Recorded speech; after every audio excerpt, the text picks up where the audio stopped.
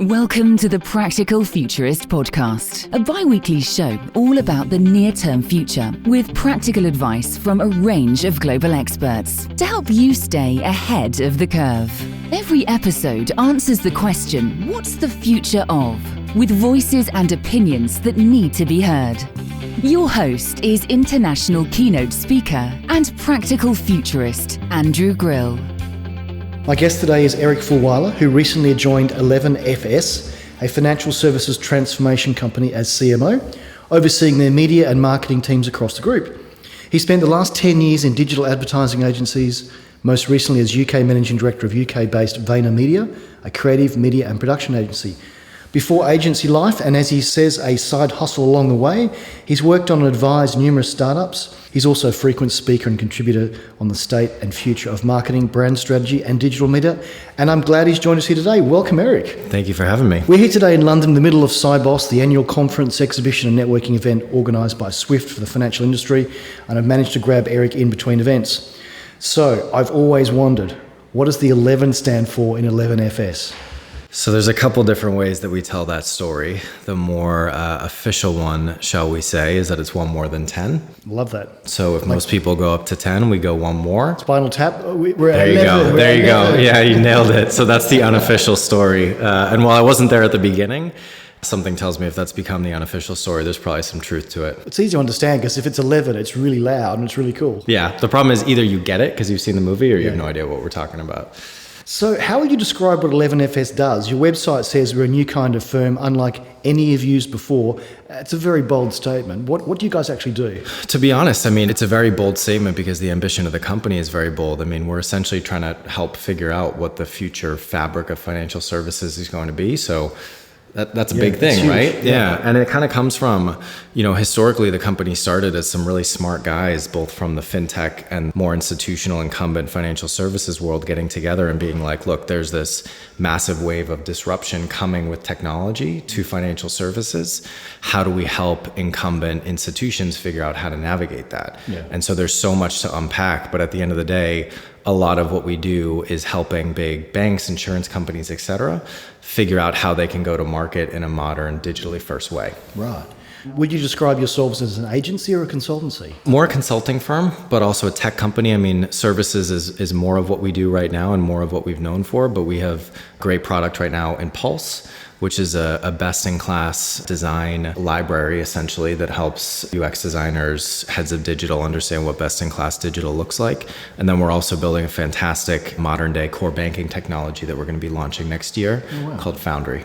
I read that on the website. You say that 11FS, you believe that digital banking is only 1% finished, and your job is to figure out the remaining 99%. That's a huge area. Can you do this alone? Definitely not, and we're not trying to. And it's funny because, we've been around for 3 years now, and so every once in a while we get the jab of like, well, it must be 2% finished by now.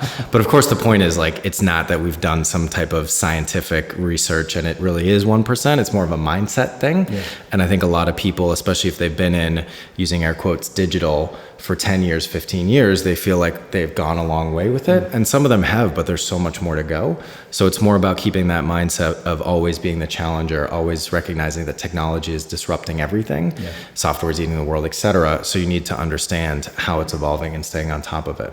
And how would you differ from a Big Four or an IBM or Accenture, and who do you work with? So we work with probably a lot of the same companies that they do, tier 1 banks, tier 2 banks, big technology companies looking to get into financial services. To be honest, I think it'd be easier to try to identify ways that we're similar rather than ways that we're different, just because, we're a 3-year-old startup that is really challenging the model of consulting overall, how it's done, the way that the teams are built, the way that work is delivered, the way that we work with our clients, like all of it kind of bottom up is really the modern day equivalent of what a challenger consultancy should be. Yeah. So those are, I guess you could call it competition, but to be honest, it's a very different thing that we're trying to do. So you're really disrupting consulting. Yeah, for sure. In the digital fintech space, so you're disrupting disruptors. Yeah, I guess that gets very meta very quickly. But again, it's like, any business that has been around for a certain period of time, you get to a certain scale, whether that's a bank, whether that's a consulting firm, whether that's any type of business, you were built for an era when things were different. And it's sometimes it can be tough to evolve. Some of them do, but more often than not, you have kind of the new version that's built for the landscape as it looks today, with different people, different processes, different ways of working, and different outputs. And that's kind of what we think we are. The reason I came to you guys before I knew you were working there was the podcast. I think everyone knows about FinTech Insider, Blockchain Insider, and InsurTech Insider. How important are the podcasts for you, not just to attract new clients, but also to build your thought leadership? Yeah, it's a lot of it. I mean, I wasn't there when they were started. It was 3 years ago, but it's been incredibly successful. We have hundreds of thousands of listeners in 180 countries now, and really was started in the earlier wave of podcasts. But the way that we think about it is not as a direct business development or even marketing tool, to be honest. Of course, it has the 11FS brand attached to it, but we run that team because, it's a dozen people that just work on producing not just the podcast, but the video content, the social media. We have a content machine internally that's really much more like a media company.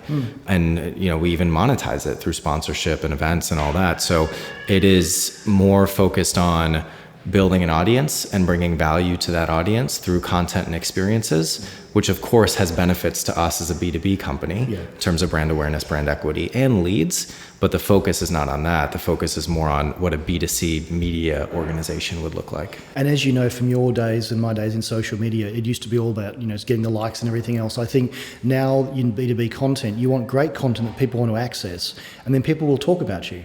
And so I think the traditional players out there will, let's do a podcast because someone might listen to it and we can then measure it and everything else. But you've gone the other way to say, let's put the content out there. Let's make sure it's great. If we can monetize it, even better. If we can actually do lead gen and biz dev out of that, fantastic as well. But I think, as you say, it's sort of arm's length. If it wasn't making a whole lot of money, you'd probably still do it, but you can actually monetize it now. Yeah, I think the quality of what you do depends on the intent with which you go into it.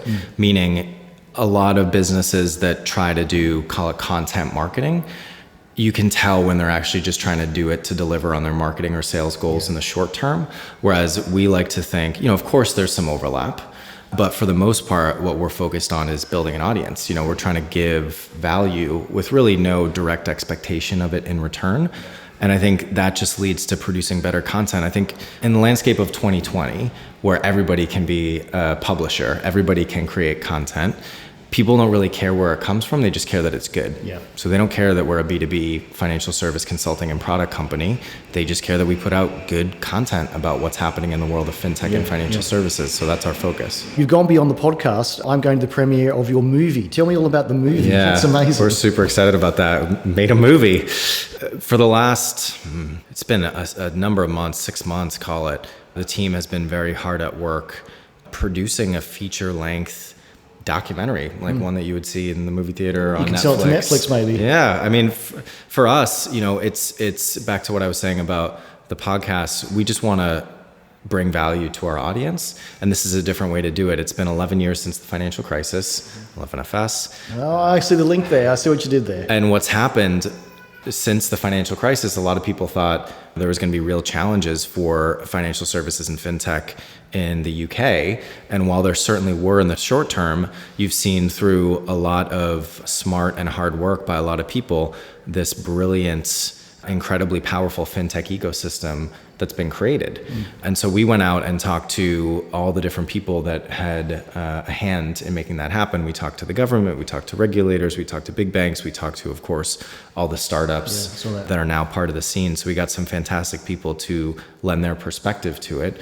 And we're really excited to be releasing that on October 3rd. So it'll be on YouTube, free to view, so everybody can come watch it. We think that there's a lot to just kind of acknowledge and celebrate in a way what this community has done, but also a lot for other people to learn from as they go about in different countries and different markets trying to replicate the success. And there's a movie. You can get popcorn and watch it. It's a movie. Fantastic. We're actually giving away popcorn at the at the premiere. So I read somewhere you said on a Slack channel, we're going to need a bigger boat. So how do you handle growth and innovation at the same time? So I've been on board 3 months, and it's that classic kind of startup time where 3 months actually feels more like 9 in a good way. There's just so much flowing through the system. And so when you have that type of attitude and that type of energy and that type of hustle, and you have a good product that's really resonating with the market on a bunch of different fronts, it means that we're growing. So I think this will be our, I want to say 5th office maybe in 3 years, but it's that classic kind of rocket ship hyper growth that's been going on. So the biggest thing for us is, to be honest, just making sure that we keep the bar where we've set it in terms of talent. And we spend a lot of time on recruiting, on telling our story to people that potentially want to come on board, making sure that we get the right fit. But yeah, our ops team has been hard at work moving into our new office, which actually happens at the end of this week. So you can see up close now what's happening with the challenger and the existing banks. Where do you think the existing banks have an opportunity to change, or are they just so mired in the old way? I know we're at an event tonight about open banking, that's going to help things, but can the incumbent banks change, or will the challenger banks get there ahead of the time? They certainly can. The smart money, I think, if you knew nothing about the space and knew nothing about digital transformation, would be on the company that was much, much bigger, had the vast majority of the customers, and had most of the money. Like that's probably the one that you would bet on. But of course, as we both know, it can be hard for incumbents when they get to that scale to really change. You get the classic innovator's dilemma where it's really tough to both build for the long term and sustain what you have in the short term. And that's really the crux of it at the end of the day. So there's that quote, I think it's Mark Andreessen, that says, will the challengers get scale before the incumbents get innovation? And that really is what it is at the end of the day. I think at the end of the day, it comes down to the people that lead these organizations. And so it's really up to them. There is no reason that a big bank can't win the future of banking. If anything, they're in a better place to be able to do it, but they need to get the mindset right. They need to get the culture right. They need to get the process right. And of course, the technology, product, et cetera. And that's a lot of what we're helping or trying to help them do. I look at what people like Ashok have done with Barclays and launching Barclays Rise around the world. That for me was someone who was really smart, put some money where his mouth was to say, we want to see the best of breed fintechs come through. We want to run them through incubators, give them awards. We also want them in our building so we get the first look at these ones. Why do you think other banks haven't done what Barclays have done? I think some of them are trying to. I mean, those are not small investments in what they're doing and the time and the attention that it takes to do that right. NatWest is another one that I think is, for good reason, getting some credit for not only getting closer to the fintech and startup space and financial services, but also investing in kind of developing these financial technology products that you could actually argue are competitors to their business. So taking the kind of classic flanker brand approach. And so we actually were involved in helping to build Metal for NatWest, which is an SMB bank that's launched here in the UK. So I think a bunch of them are, but it's either you build it or you buy it, right? That's what you do if you're the incumbent facing a challenger.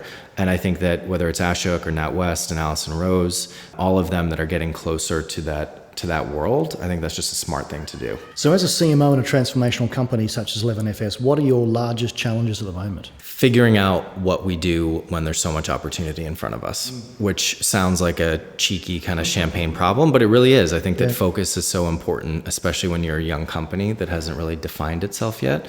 So, I mean, there's so many different things that we could do. We could launch another podcast. We could really focus on scaling up our email newsletter. We could go heavy into video. We could make a movie. Yeah, exactly. So there's all these different things. And so the thing that I'm really thinking about is, with the audience that we have, where can we bring the most value to them from a media standpoint, right? So if you kind of plot a graph of what is valuable to them and where are they underserved by the current content that they get, what's in the upper right corner of that graph? Is it another podcast? Is it a different type of content? Is it an event? I'm not sure. We're working that out as part of 2020 planning. And then the other side of it, marketing. We do have a marketing function that is more what you would expect for a B2B service and product company. So how do we make sure that we are helping the service lines, consulting, Pulse, Foundry, et cetera, really deliver on their sales and revenue goals for the year? So it's all that stuff rolled into one. And then as part of the leadership team at 11FS, trying to figure out how we deal with all this hyper growth and make sure that, again, we keep that bar high in terms of talent and culture. Just back to open banking for a moment. So you guys must touch it given your clients, either big or small, are there. I really haven't seen it take hold in the UK just yet. If I do a show of hands in my talks, who knows about open banking? Very few hands go up. Do you see the huge promise of open banking and for your clients, even if they're challenger clients or incumbents, have they really embraced what open banking can be yet? A lot of them are trying to, for sure. I think it's still really early.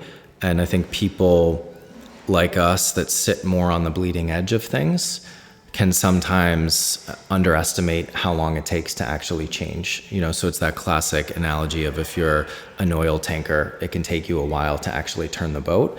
So even in the 3 months that I've been at 11FS, I've met a lot of fantastic people from big banks that are tasked with mapping and figuring out open banking and how their organizations are going to take advantage of that. So I have faith that they're trying to go about it the right way. It's just back to the question of, can they get innovation before other people get scale? But I think the consumers, once they see that it's there, and what's happening in Australia, they're now opening it beyond just banking. I think we'll have open everything. And I think consumers will start to demand that. I want data transparency. I want data ownership. I want a value exchange. Where do you think banks can play there? And I think that's such a good point, and something that we don't talk about enough in the world of financial services is it's not just what people expect of banks. It's general consumer expectation for the brands that they have in their life.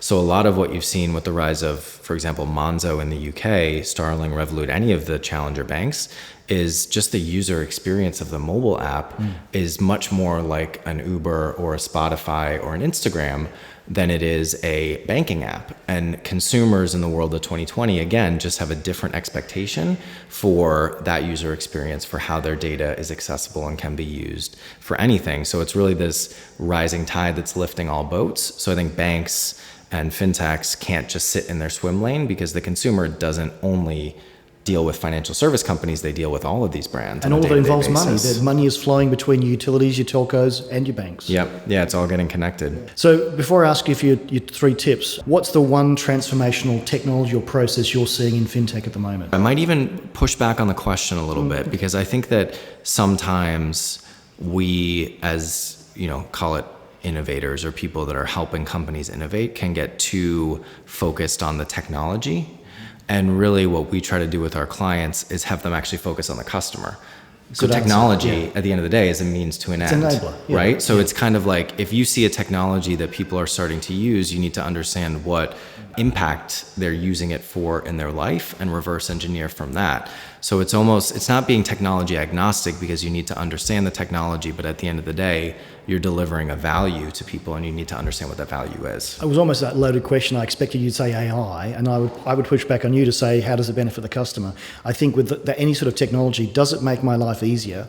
And with the Uber experience and the challenger banks, your best digital experience is what you expect with the next experience with anyone. So if you have a great experience on a transportation app or a banking app, then you go, why can't I have that Amazon-like experience with my other providers? We work a lot with the jobs to be done framework. So it's that old quote of, people don't need banks, they need banking, right? So it's what is the job that financial services is actually getting done in consumers' lives? Like, nobody wakes up thinking about a specific account that they want to open. They think about saving for their retirement, or saving for their kids' education. The babysitter next week? Exactly, getting to the end of the month, anything like that. So we try to always be customer first in how we think about it, and technology is just a means to an end to adding value to customers' lives. Totally agree. So this is the Practical Futurist podcast. I'm going to ask you the 3 things that our listeners should be thinking about next week when considering a content marketing strategy. Let's nail you down to that area. I think you need to put value at the top of the pyramid. Value needs to be your religion. It needs to be the holy grail, because at the end of the day, if you are producing content, there is no barrier to participation or entry in the world of content marketing. Correct. Anybody, any individual, any brand. I have a podcast, so you have a podcast set up here in a hotel room looking, across the Thames. Everybody produces content. There's such a massive ocean of content out there. You need to focus on quality and adding value. I think that's the first thing. I think you need to be iterative and reactive in your approach. Call that the second thing.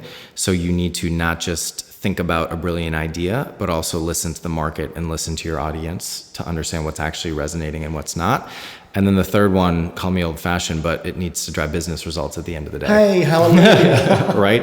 The role of marketing is to drive growth in an organization. So I think it's very easy, especially when you take this, not disconnected, but extended or longer term view of content marketing that is meant to drive interest that then drives demand. You can sometimes be somewhat disconnected from the funnel, but you need to keep an eye on bottom line business metrics at the end of the day and make sure that what you're doing is actually delivering. Absolutely. Believe you.